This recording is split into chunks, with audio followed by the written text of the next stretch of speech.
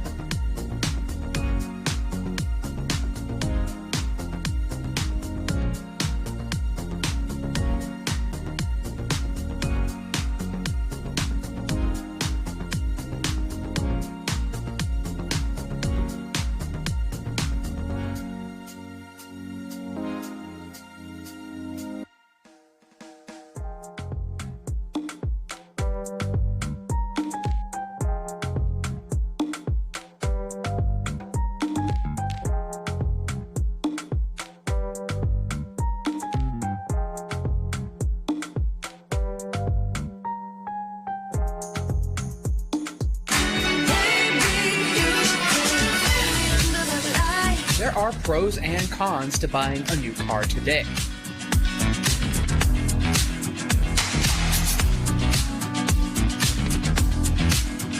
And for the 2025 model year, Porsche is giving its mega machine a slight makeover. Here we go, folks. Clash of the Titans.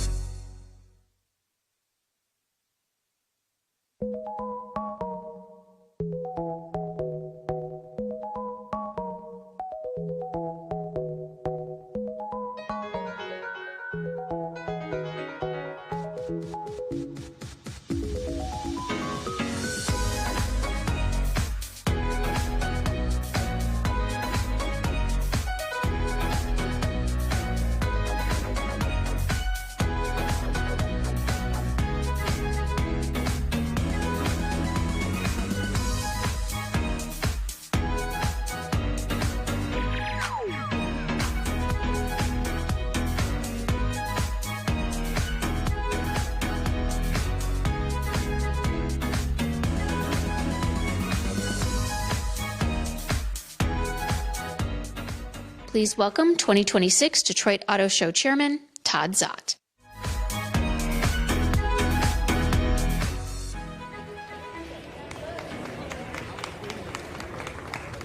Good morning.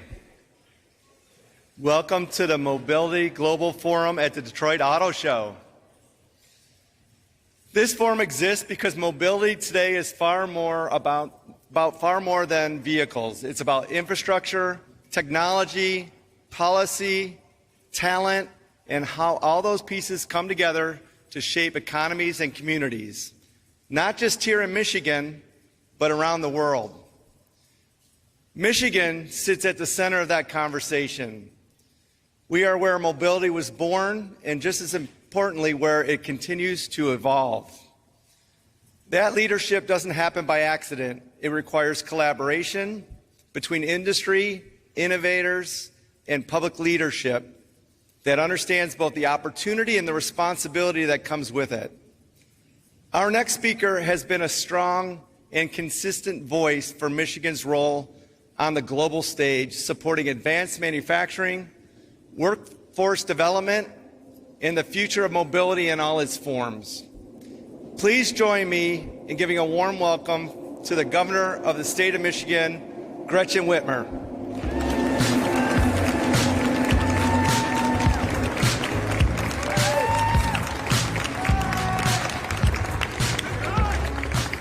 Well, good morning. I'm glad to see so many of you made it in this morning. Well, I am thrilled to be here with all of you. I'm excited to be back at the best auto show in the world, the beating heart of Detroit and the American auto industry. So I've been here many times, and this is my last show as governor.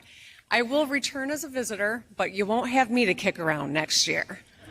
So while I have the mic, I want to say a few things.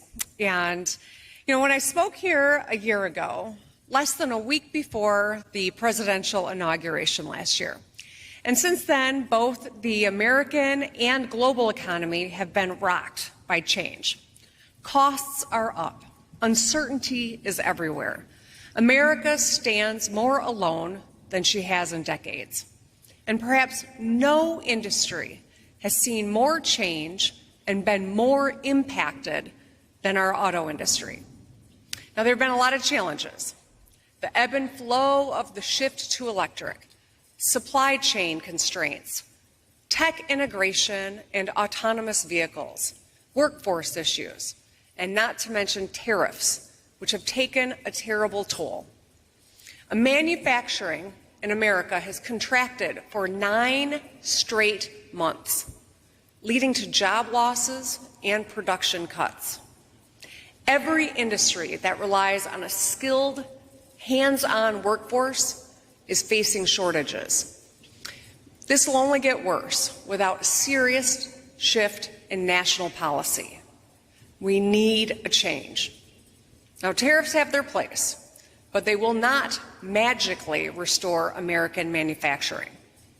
In fact, without a clear strategy, they hurt us more than our adversaries. We need a strategic national trade policy that encourages competition, fosters innovation, creates jobs, and lowers costs. And all businesses, including the auto industry, need stability with predictable policies and regulations. So in spite of all of these big challenges, we've had some big wins too. Michigan made 2 million cars last year, 1/5 of the U.S. total. Stellantis announced investments in Warren Truck Assembly and the Detroit Assembly Complex, Jefferson, to create and protect thousands of good-paying local union jobs, building the next generation of trucks and SUVs.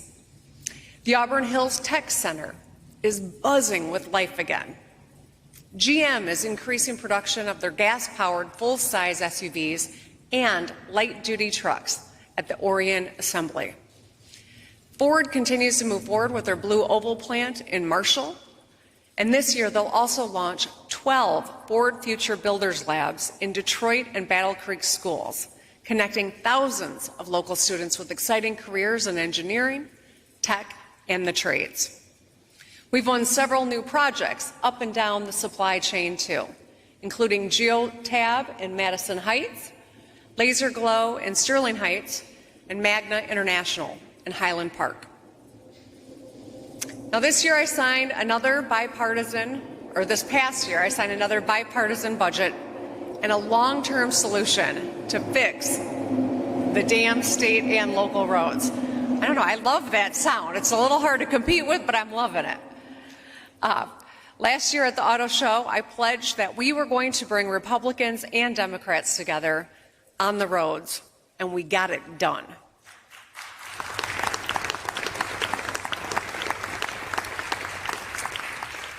And 2025 tested us, but we still are who we are.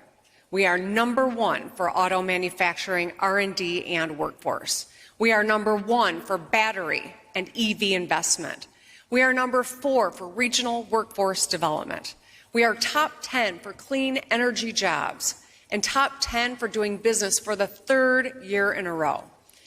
In 2026, Michigan will stay focused on setting our auto industry up for success. So to do that, we have to look at what we're up against.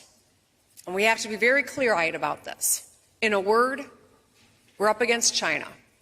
China's ultimate goal is complete vertical integration, from extracting metal and minerals out of the ground to handing customers the keys. China wants to dominate every part of auto manufacturing, and they are making major headway. China today mines or processes most of the metal, ore, and rare earth materials needed to build cars. They make 3 times as many cars as we do. 3 times. In 2025, they exported 6.8 million vehicles, up from just 1 million in 2020. That is a 7-fold increase in 5 years. Since 2009, their government has directly invested more than $230 billion into electric vehicles and batteries. They've captured so much market share almost everywhere, except for the United States and Canada. Amidst rising competition, it's tempting to see the future as zero-sum, like a philosophy where I win only if you lose. But that could lead someone to believe in a magical power of tariffs. But as we've seen over this past year, they don't work alone. Nothing does. We have to meet these challenges. But how? We can't just copy China's top-down, go-it-alone approach. Instead, we need to double down on our strengths: innovation and collaboration. So first, innovation. We've been good at this for a long time. The assembly line was conceptualized here in Michigan to make more cars faster, but countless other industries benefited from that. They adopted it for themselves. And that's the beauty of a great idea. You can make it your own. Interchangeable parts, lightweight plastics and polymers, and just-in-time supply chain. These are the ideas that started in the auto industry, but were adapted to improve all of manufacturing. You know, Michigan is still home to some of the most exciting automotive research happening anywhere on the globe. We still have the highest density of engineering talent in any state in the country. We still have the best and largest network of small and medium-sized auto suppliers. We often talk about diversifying our economy away from the auto industry. But the secret is to use our auto industry as a launch pad for innovation. To help us, the state's Community and Worker Economic Transition Office will be releasing Michigan's first ever economic transition strategy later today here at the Auto Show. Now, their plan will help auto suppliers continue to be strong partners for OEMs and offer them a path to participate in emerging supply chains for clean energy, defense, aerospace, and chips. We must keep incentivizing R&D because it leads to innovation. Over the past century, federally funded R&D created the internet, touchscreens, GPS, LEDs, MRIs, microchips, mRNA, vaccines, and so much more. Instead of building on that incredible record right now, though, the folks in D.C. have made deep, devastating cuts to R&D. Meanwhile, China has been ramping up. They now spend more on R&D than the U.S. for the first time ever. In Michigan, at the state level, we still believe in science and technology. We established a bipartisan R&D tax credit. We work with our universities on cutting-edge initiatives, the facility for rare isotope beams at MSU, and an upcoming supercomputer thanks to a partnership between University of Michigan and Los Alamos National Laboratory as two prime examples. And you know what? I want to share some news while we are all here. Backstage, just before I came out to speak, I signed an executive directive to help us explore geologic hydrogens as a new source of clean, reliable energy in Michigan. Now, this directive, it's exciting. This directive could make us a national leader in this space. We're already seeing a lot of interest in Michigan because we have more potential reserves under our feet than any and every other state. If our hydrogen reserves are proven safe and viable, they could lead to massive economic boom, creating jobs, lowering costs, and reducing our reliance on foreign fuel. With this directive, we can pioneer the future of energy and grow the Michigan economy. Moving on, let's talk a little bit about collaboration. Our auto industry relies on a web of strategic alliances that span North America and the globe. Every Michigan-made car you see on the road, even the one you drove in today, is a miracle of teamwork. Now, this system only works if and when we are a good partner to our allies. When we fight our neighbors, however, China wins. We must not turn our backs on each other. Not now, not ever. Last year, I shared this message at a gathering of industry leaders and policymakers when I was in Canada. It resonated, to put it lightly. I also went to the White House several times last year, where every time I sat with the president, I reminded him that when we say no to Canada, we're saying yes to China. This summer, the U.S. will have a formal chance to renew USMCA. President Trump's trade agreement that protects American workers and increases our strategic collaboration with Canada and Mexico. We cannot and we should not, as some have said, we cannot and should not abandon it. Instead, we should be building on the best parts of it and make it even better. The USMCA has some of the strictest auto rules of any free trade agreement in the world. It raised wages for workers in all three countries and guaranteed that more parts were made here in the United States. Is it perfect? No. But without our allies, we don't stand a chance. A fully assembled vehicle requires nearly 30,000 parts. Producing all of them in the United States is impractical and, in many cases, not possible. There are 0 vehicles on the road, 0, made with 100% U.S. parts today. Collaboration is a strength, not a weakness.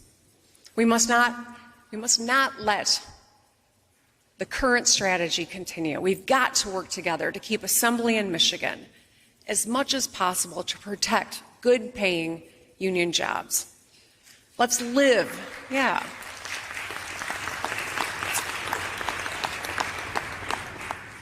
Let's live by the unofficial motto of the United States Marine Corps: no better friend, no worse enemy. If you're willing to play fair, pay your workers well, and invest in America, we've got your back. But if you're going to steal technology, ignore worker protections or environmental standards, and use government funding to clear out competition, we're going to take you on. The American auto industry of 2025, let alone 2050, can't exist on an island. To compete against our adversaries, we have to collaborate with our friends. To set ourselves up for success, here's what we have to do to get this done this year. First, the legislature has got to get their job done on time this year, and that means they got to get the state budget done and over to my desk by June 30th this year. With so much uncertainty in the world, we owe it to local governments, schools, and business leaders to enact a transparent, timely budget. I'm confident we can get it done. Next, got to talk about our workforce.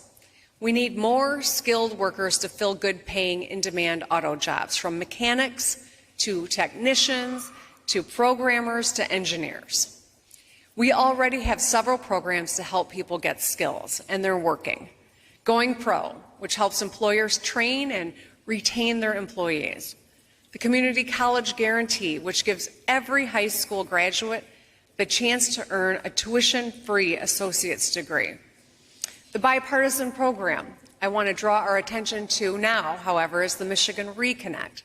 This offers all Michigan residents over 25 and up the chance to earn an associate's degree or skills certificate tuition-free. Now, I ran on this back in 2018, and I was thrilled we got it done in my first year. But since then, we've expanded it, all with bipartisan support. And more than 200,000 Michiganders have signed up. Now, they might be changing careers, looking to make more money, or pursuing a lifelong dream. But no matter their reason, I'm really proud of every Reconnector for betting on themselves. In 2026, we can make Reconnect even better. This morning, I'm calling on the legislature to permanently expand Reconnect to every Michigander 21 years old and up.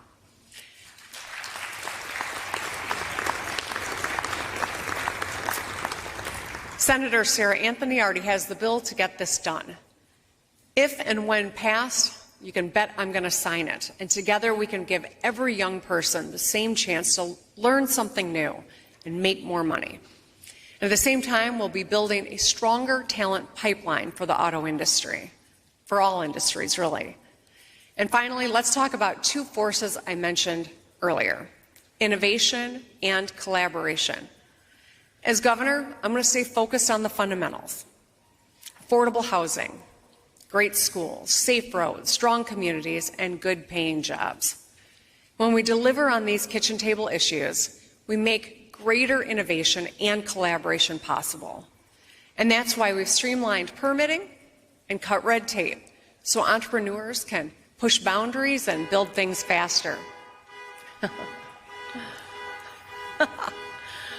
That man accidentally leaned on a car over there. This year, let's continue finding common sense ways to reduce paperwork and speed up the time to market for new ideas. Crucially, we've also made record investments in housing, transit, and placemaking. This year, let's keep building up our cities and towns, making them more affordable and attractive to talent. As I close, thank you. I think that's how cars applaud. That's what we're going with. As I close, I want all of us to approach every challenge we face with a simple question: do we want to win together or risk losing going it alone?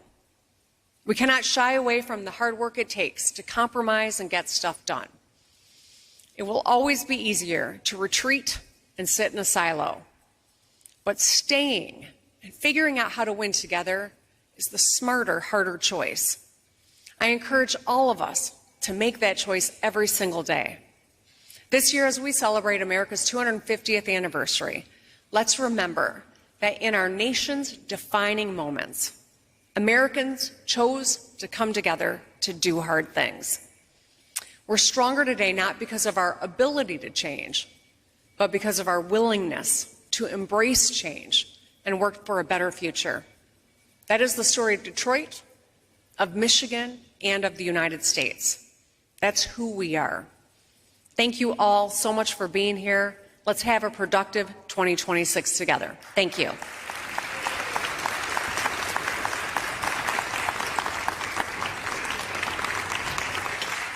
Thank you, Governor Whitmer. What a great way to kick off day 2 of our Mobility Global Forum here at Huntington Place at the Detroit Auto Show. Inevitably, that car beeping happens in the dealership world almost every other week because someone's looking for a car on the lot and it's right there in the showroom. So unfortunately that stuff happens, but we have a full day of programming for you all today. Some exciting different panels and roundtables.